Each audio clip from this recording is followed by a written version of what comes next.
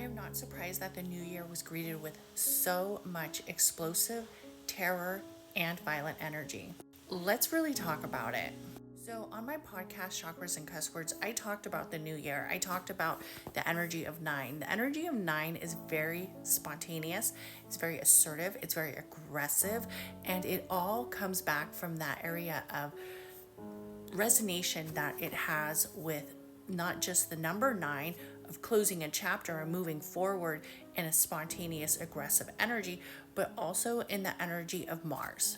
So Mars has resemblance to the number nine. We also have to remember that the number nine, when we break it down to its purest form, it will end in the number three, which is about creation.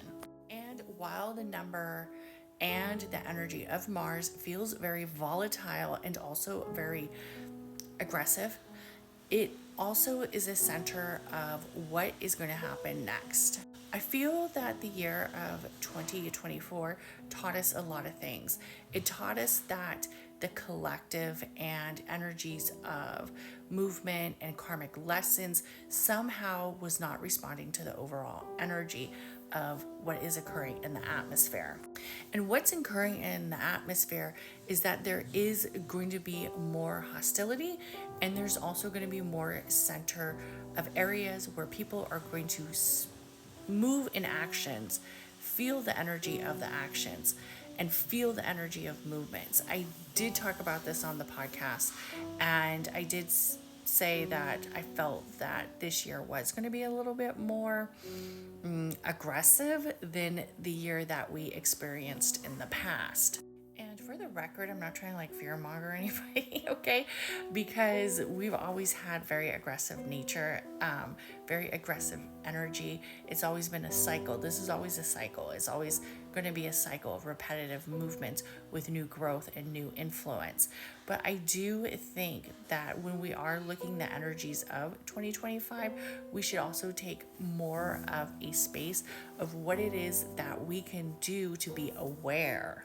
We have to remember that awareness comes with us first, us taking that action to look at the circumstances that have been created around us and how can we fix these problems. But yeah, I'm not surprised that this year not only entered with that energy of a terrorist attack in New Orleans, that there was also a Tesla truck that exploded in front of the Trump Hotel, and they believe that it was possibly firecrackers or some type of fireworks, but in all honesty, they still have to investigate this situation because it might have been intentional and the explosion might have been caused as another act of terror.